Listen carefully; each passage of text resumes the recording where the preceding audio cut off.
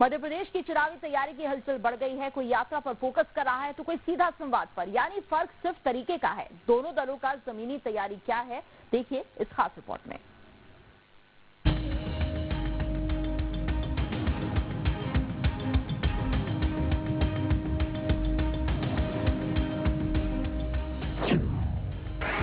...2023 की तैयारी हो रही है जोरदार। किसकी रणनीति कितनी धारदार। जिन दिग्गजों पर दारोमदार है वो इन दिनों चुनावी मंथन में जुटे हैं। कोई कार्यकर्ताओं की सक्रियता पर जोर दे रहा है तो कोई एकजुटता पर ध्यान दे रहा है। कटनी की बैठक में तो बीजेपी ने अपने इरादे भी बता दिए। दिग्गजों ने ये बात साफ कर दी है कि पार्टी गुजरात की तर्ज पर चुनाव लड़ेगी। 51% वोट शेयर का लक्ष्य तय किया गया है और उसी टारगेट पर अब आगे काम होगा। बीजेपी ने अब की बार 200 के पार का नारा दिया है। बैठकों का दौर कांग्रेस में भी शुरू हो गया है। कमलनाथ ने पदाधिकारियों की बैठक में एकजुटता को लेकर साफ संदेश दिए। उन्होंने तो यहां तक कह दिया कि 2023 का चुनाव उनके लिए जीत का आखिरी मौका है, इसलिए जी जान से जमीन पर काम करें। यदि वे गुजरात से तुलना कर रहे हैं और गुजरात फॉर्मेट पर चुनाव लड़ना चाह रहे हैं तो समझ है कि यहाँ की देश काल परिस्थिति बिल्कुल भिन्न है।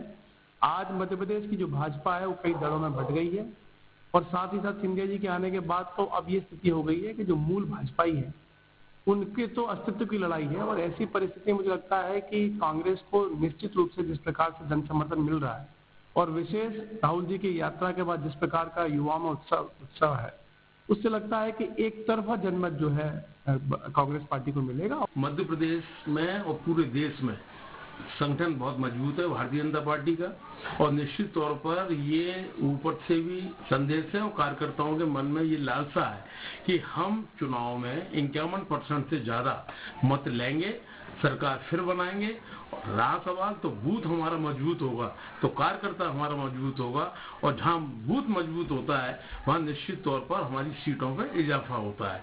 हमारी सरकार पुनः बने इस बात के लेकर चिंतन हो रहा है, मंथन हो रहा है, विचार हो रहा है। खास बात यह है कि कांग्रेस और बीजेपी दोनों का ध्यान वोट शेयर बढ़ाने पर ज्यादा है।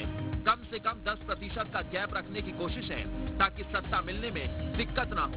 अब सवाल है कि आखिर वोट प्रतिशत बढ़ाने पर इतना जोर क्यों है। तो कहा जा रहा है कि 2018 में वोट शेयर का बड़ा खेल दिखा था। ज्यादा वोट लाकर भी बीजेपी सत्ता से दूर हो गई थी। कम वोट लाकर कांग्रेस सत्ता में आ गई थी। 2013 के बाद से बीजेपी का वोट शेयर घट रहा है, कांग्रेस का वोट शेयर बढ़ रहा है। जब तक बड़ा गैप नहीं होगा तब तक बम्पर बहुमत मिलना मुश्किल है।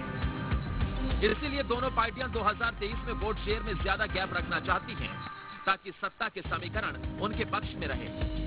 आगामी 2023 के असेंबली इलेक्शन मध्य प्रदेश की दोनों पॉलिटिकल पार्टी बीजेपी और कांग्रेस के लिए बहुत ही क्रूशियल है। बीजेपी ने इसको गुजरात के मॉडल पर लाने के लिए कहा है कि अब की बार 200 पार, लेकिन इसके लिए एंटी इनकम्बेंसी को डिसॉल्व करने के लिए बीजेपी को बहुत कठोर कदम उठाने पड़ेंगे। साथ ही कांग्रेस अगर 2018 से अपने वोट शेयर को बढ़ाना चाहती है या नंबर ऑफ सीट बढ़ानी चाहती है